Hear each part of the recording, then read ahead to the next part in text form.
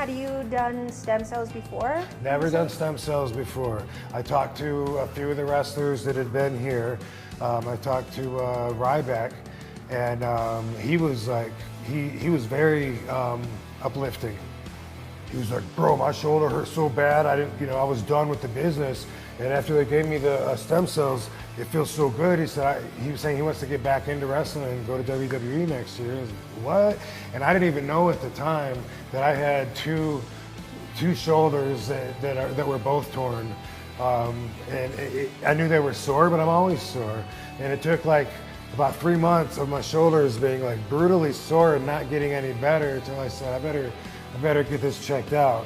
Got it checked out at home, many tears. Then I got this one checked here because I knew it was torn too.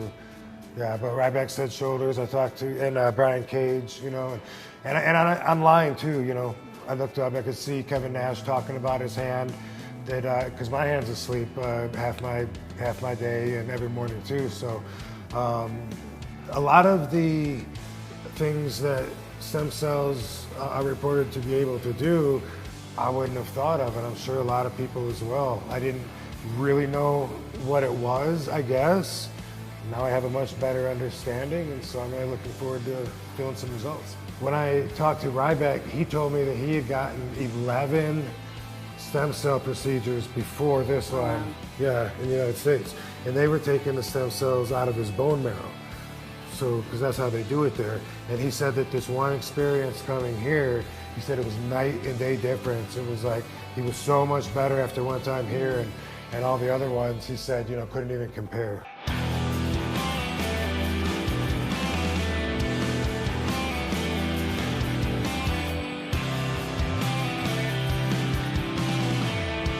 Before we got here to Medellin, of course we had the Burrow houses in mind because that's what we've seen, in the Pablo Escobar movies or documentaries, and also violence, is associated with Colombia in general. So I didn't know a whole lot more than that about it, but then I was seeing that the facilities at BioXcel are beautiful and there's a good view. You can go on an excursion. I really didn't care that much. I was like, usually I'd rather just I'll catch up on some sleep or something, but I mean the beauty is everywhere. Like you can't escape it because there's windows everywhere. There's a view everywhere, and beautiful lush greens and the buildings and the areas were not nearly as as we were imagining, broken down, very low income neighborhoods, and we didn't see any of that. We just saw really, really nice stuff until we went on a tour to go and see that, and then that was very interesting.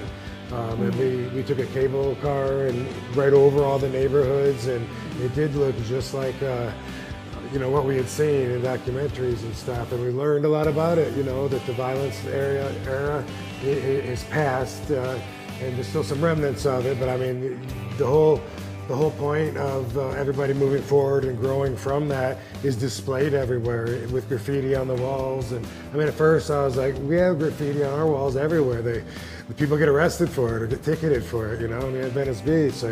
But then when the tour guide, David, explains, what we're looking at and the story that it tells and how this is like all the people, this is their life.